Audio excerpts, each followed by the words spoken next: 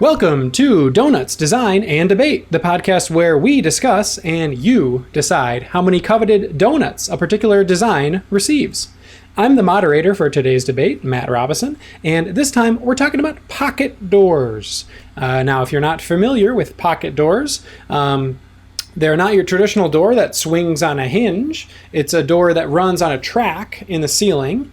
And when you close it, it kind of slides into the wall. So the track is sort of inside the wall and then out to the top of the door. And then the idea being that you can kind of free up more space in your room. There's no doors kind of hanging off the hinges, taking up room in there.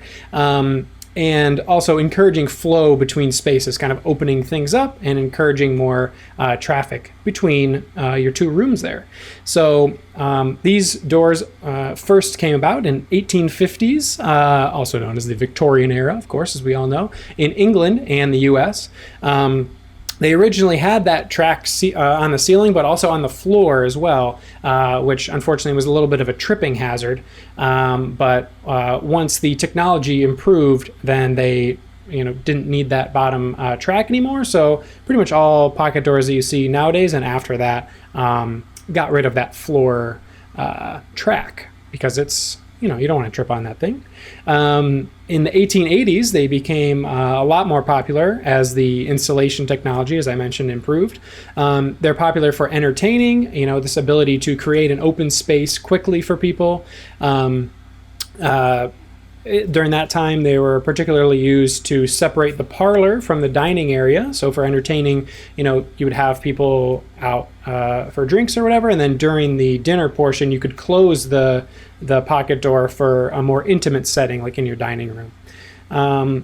After that, they sort of remained popular. They saw another resurgence in the 20s, and then again in the 1950s in the post-war housing boom, especially a lot of these smaller or prefab houses that need a little bit more room, to move around. If you don't have the doors, swing it around, and then you can have a little bit more room. So they were popular there. These days, they're definitely still used in that same use case for condos and townhomes, places that have limited space. But they're also used just in general whenever doors would typically stay open. A pocket door can fit right in there, no problem. There's a couple styles of pocket doors. There's just your traditional regular single door, regular door frame, and then slide that door right over. There's a biparting or double doors, which is like, two doors wide that would swing from either side. They've got French doors, which are similar, idea, pulling the sides, but it's just a single 3-foot door opening. There's also what's called multi-pass sliding pocket doors. These are usually used for larger openings, 3+ doors that are, people use them for openings to patios to encourage this kind of indoor-outdoor environment there. So kind of opening up to make it as one space. You have this, huge wall basically that you can push into the wall and stay out of the way. So there's also a couple other common uses these days: closets, cupboards, laundry rooms, home offices, bathrooms, but really any place that you have the wall area to put the door in, you could put a pocket door in there. And one thing that I thought was interesting too is they're not only for architectural use. I saw that in Japan, the commuter and rapid transit trains have their doors on the trains are pocket doors to have a little more space on the train. And I even saw an example of a car that had this style of a door where the car doors kind of slid into the body of the car. You can probably guess why that's not really popular, but anyways, I thought it was pretty cool. So now that we've got that out of the way, let's bring our expert guest on to talk in more detail. So please, in the audience, welcome my co-host Aaron Dietzen and Project Estimator Russ Thames.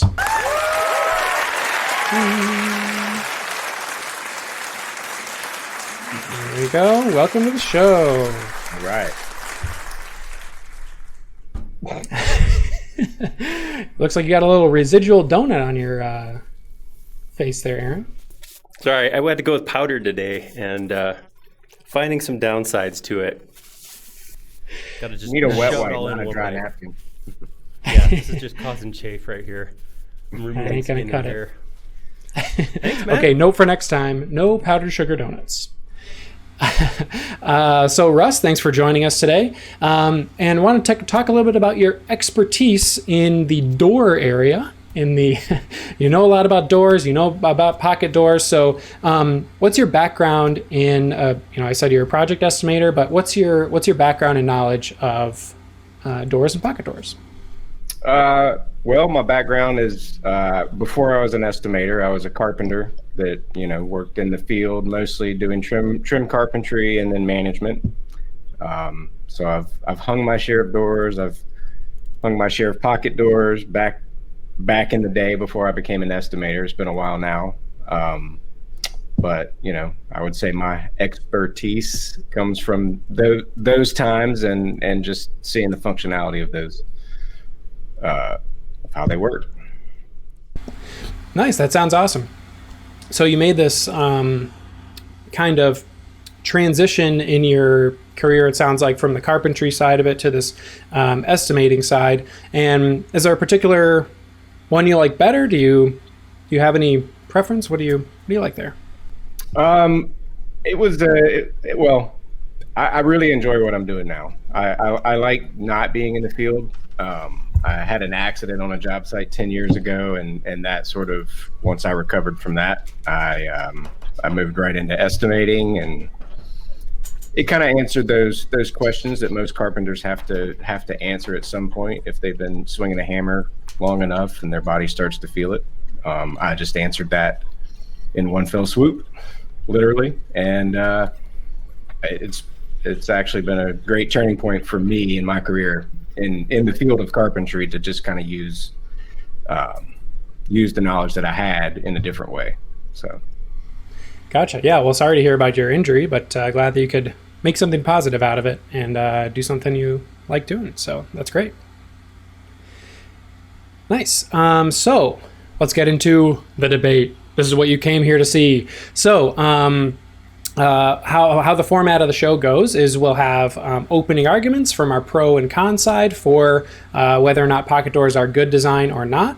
Then we'll have a little back and forth. Then we'll get into the voting. So if you're in the live chat here today, you get to vote on each of our 5 principles of design.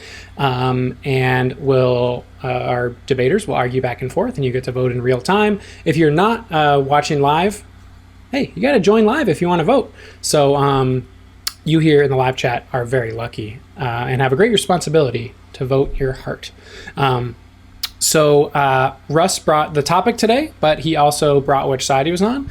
And he likes pocket doors. He thinks they are good design. And so that means he gets to go first. So Russ, take it away. Tell us, why do you think pocket doors are good design? Well, I think the best place to start is in the immortal words of Tony the Tiger. They look great. They add elegance and style to homes. They offer up a lot of opportunity for different creative aspects of design. You could add color to them. It could be a bright color that's an accent when their door's closed. It could be something that showcases the craftsmanship of a carpenter, or it could be a kind of like a painting. Like you could have a commissioned work of art on a door, and have that be an accent piece when the door's closed and out of the way and hidden when it's not. And I would say that pocket doors can look great in most rooms, depending on the design. So I would say my next key point would be that they're space saving. So they save, obviously, wall space and floor space when you add them to a room. Like a typical swing door takes up maybe 10 to 14 square feet of space in the swinging radius of the door. So like you gain all that back. And they work great, like you mentioned in your intro, with powder rooms or laundry rooms, or just kind of like small space small space rooms that might be adjacent in a hallway where a door might be cumbersome to open in either direction, you can add a pocket door. The other things you could do with them, like you can add bookcases, you could add furniture around them to kind of create this sort of built-in. There's just it's a lot of stuff with the saved space that you could do that adds to the overall design of the room. Is that what I would say? Another feature is that they're very minimalist, in that they, like an open door will break up the line of the lines of a wall or the patterns if there's any on a wall, and a pocket door can disappear when it's open and not kind of take up that space.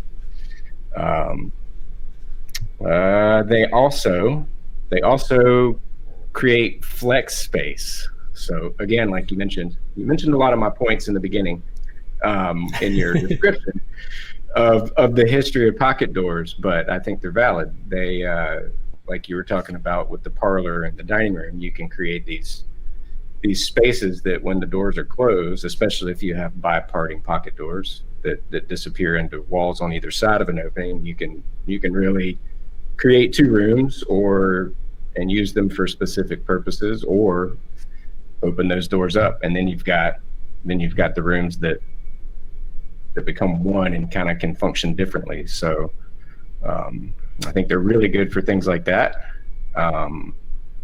Another sort of adjoining space is if you had two bedrooms, you could have those be two separate bedrooms, or if you're wanted to open them up as like a suite, you could have more of that type of scenario going on, which would change the nature of that space.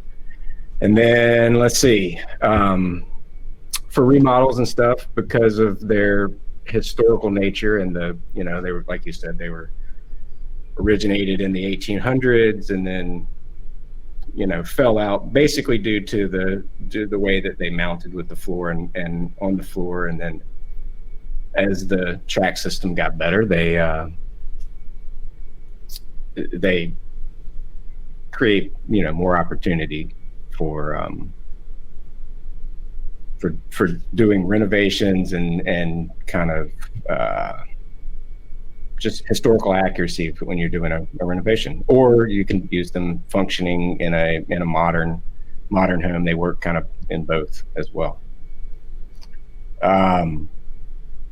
I would say the hardware also these days has gotten a whole lot better, which makes them a nice choice. There's a lot of really solid hardware out there, both with handle sets and closure type of hardware, as well as the track systems. There's a lot of different track systems, it seems like, out there that make these things work really well.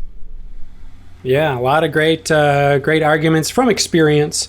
And I especially like the creativity ideas of putting a bookshelf in or some other, using them as a design opportunity. So really cool. Good to hear. Aaron, your chance for an opening argument. So why do you think that pocket doors are not good design? All right, I'm gonna base my arguments purely around fact, no interpretation, nothing like that, just facts. My first one is pocket doors are just silly. Write that down. No, okay, we'll go a little more than that. No, I do think that there are some serious shortcomings to pocket doors. I mean, first off, functionality.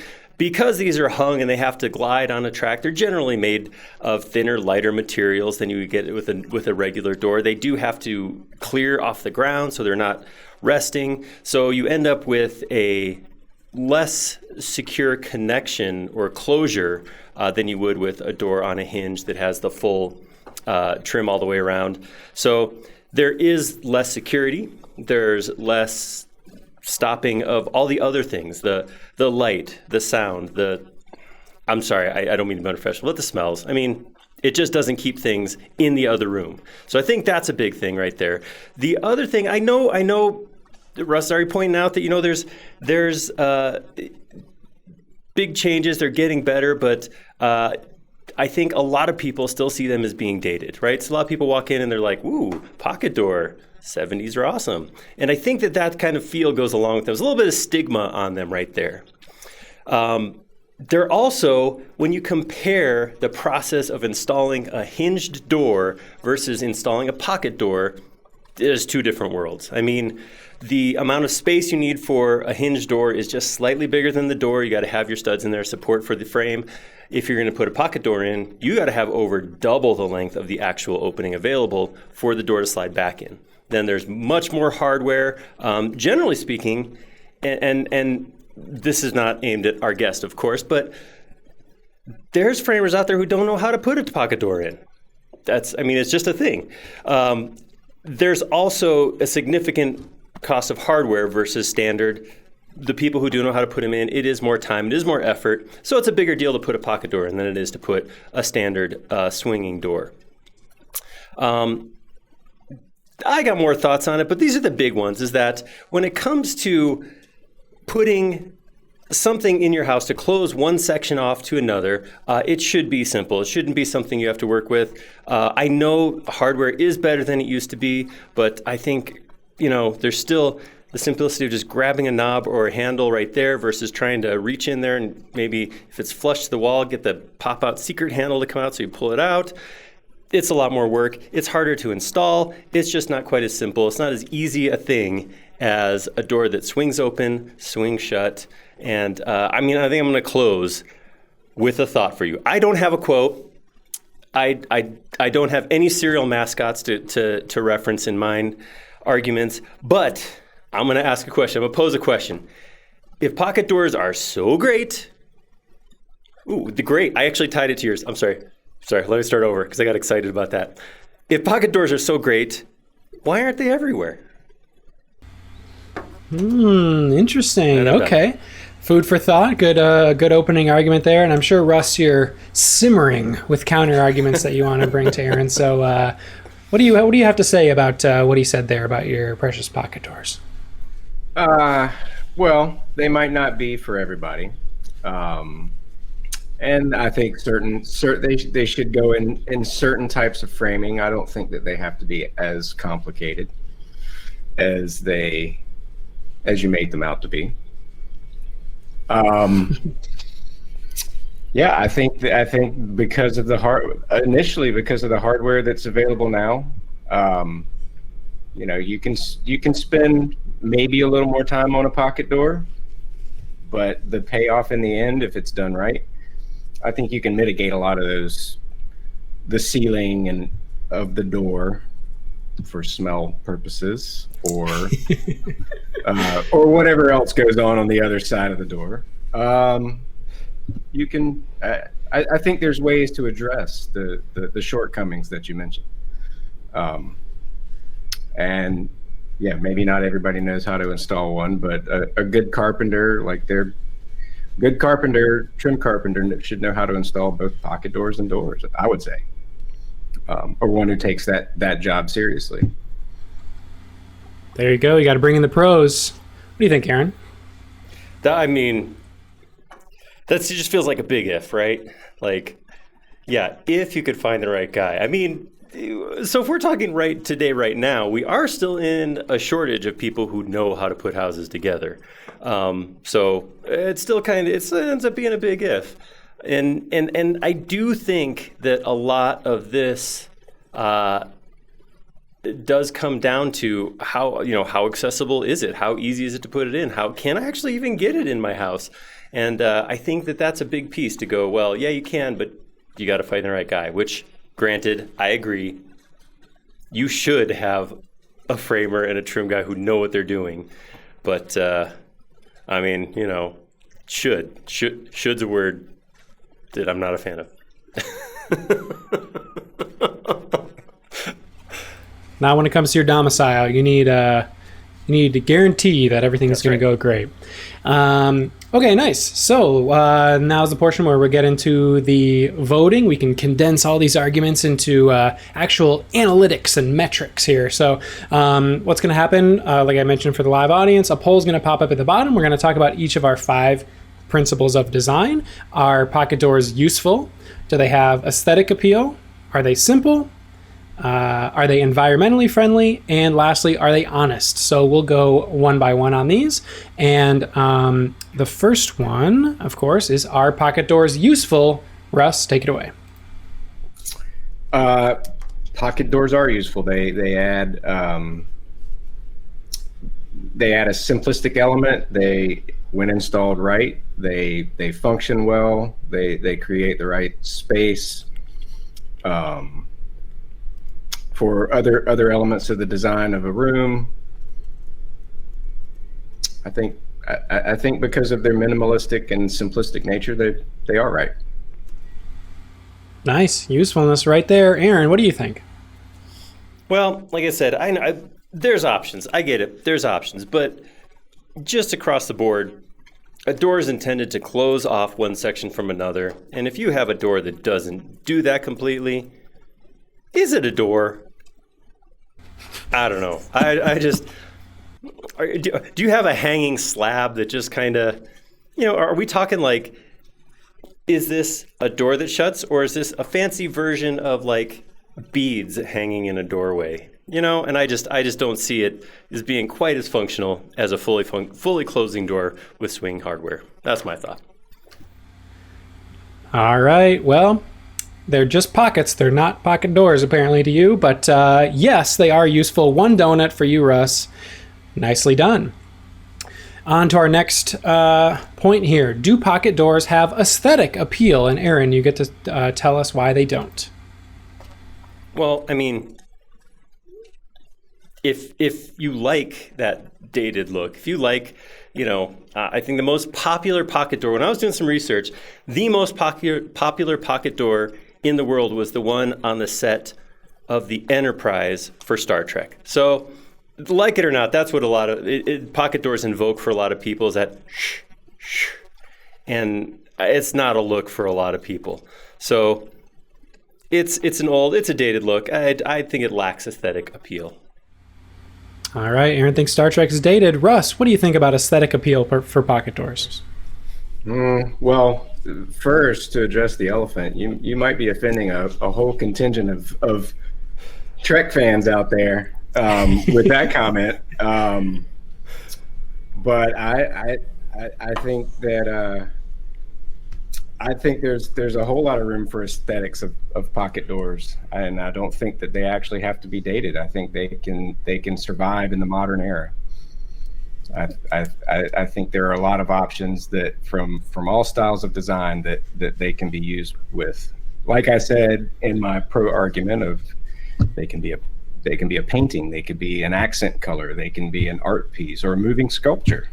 There's a lot of opportunity. Very nice. Our audience agrees with you as well. Yes, pocket doors have aesthetic appeal. That's another donut in the hopper. Beautiful. So we're on to the simple points. So, there, Russ has got the donut. Celebration donut. He's got it. Celebratory. He's going to be eating that whole thing if he takes one after every donut he gets here. Okay, so I'll let you chew that for a second. But our next point that we're going to talk about is simplicity. So, Russ, are pocket doors simple? Yes, they are simple. It's a simple in and out movement, and with the right hardware, they move effortlessly. Nice. That's all you need.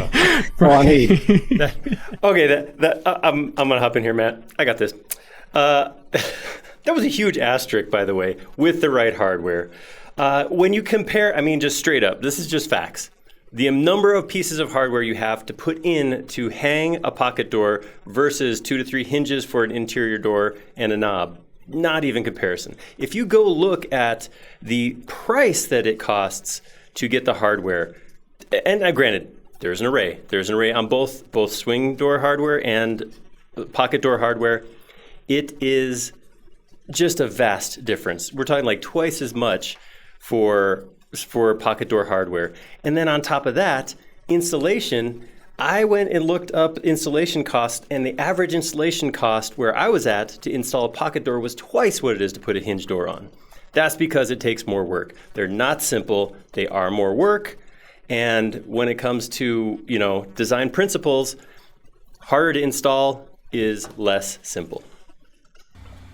Unfortunately, that's not the case for our jury here today, the audience, because they they are simple. Yes, one more donut for you, Russ. Very well done. And now we move on to our next one here. It's, are pocket doors environmentally friendly? And Aaron, you're going to start this one off. All right. Just hearkening back to what I just said, more hardware, more metal, more wood, more consumables to create them. It takes more to put up a pocket door. I mean, in the grand scheme of things, a slab of wood or composite material that hangs in your house, not really, kind of neutral as far as environment goes, right? So the only thing we have to judge this by is what goes into creating the pieces that are actually used in it. And it is more work to create the hardware, the door itself, maybe not the door itself, slab is a slab to slab, but the hardware that goes into it, there's more of it there, more fabrication, so it is going to have a bigger footprint than a hinged door. Russ, what do you say?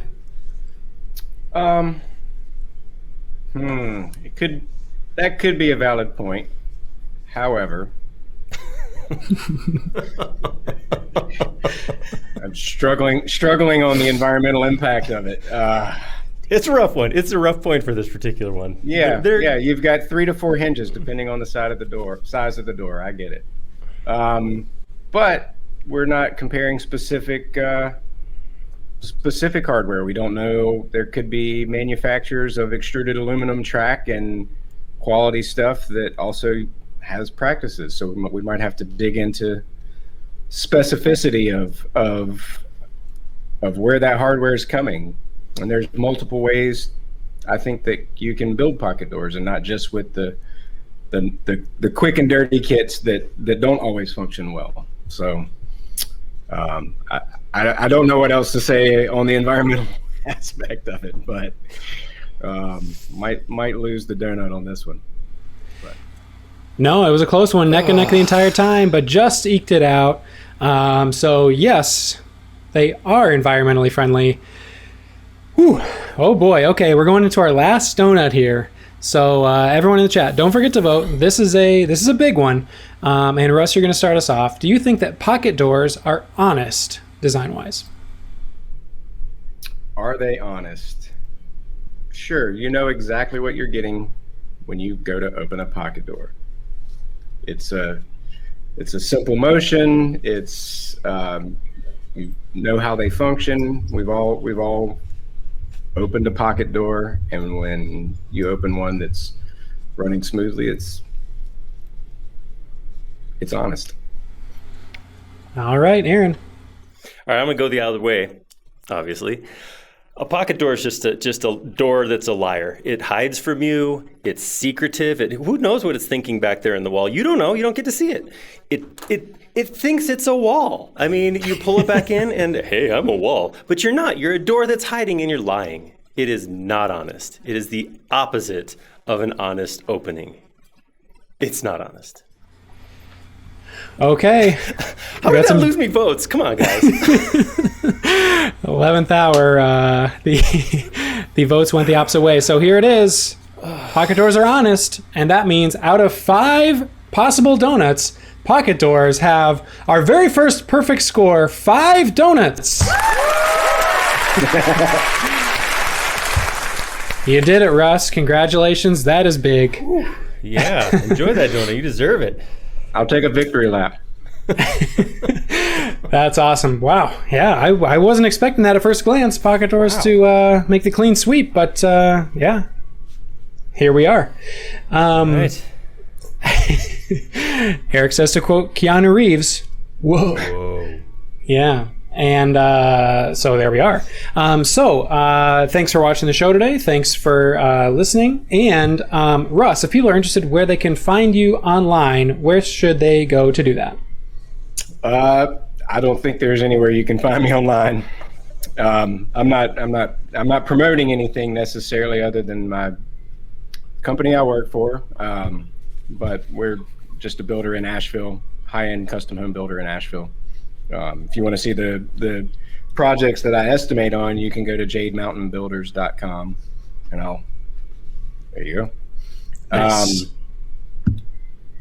Yeah, so that's the repertoire of the kind of things that I work on and try to estimate.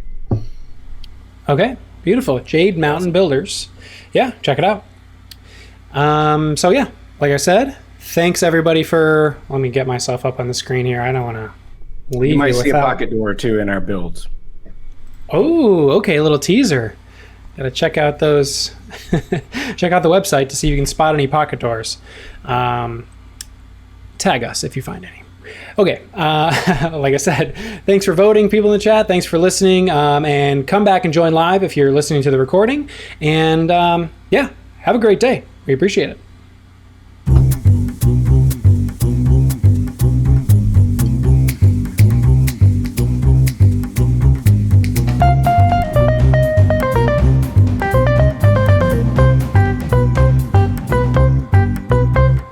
This has been a Trimble Media production. Thanks for listening to Donuts, Design, and Debate. If you have an opinion about our topic today, or if you have an idea for a future debate, we'd love to hear from you. Send us an email at donuts@trimble.com. Hey, and if you got a designer friend or a pocket door fan who you think would enjoy this show, go ahead and share it with them. Thanks again for tuning in, and take care.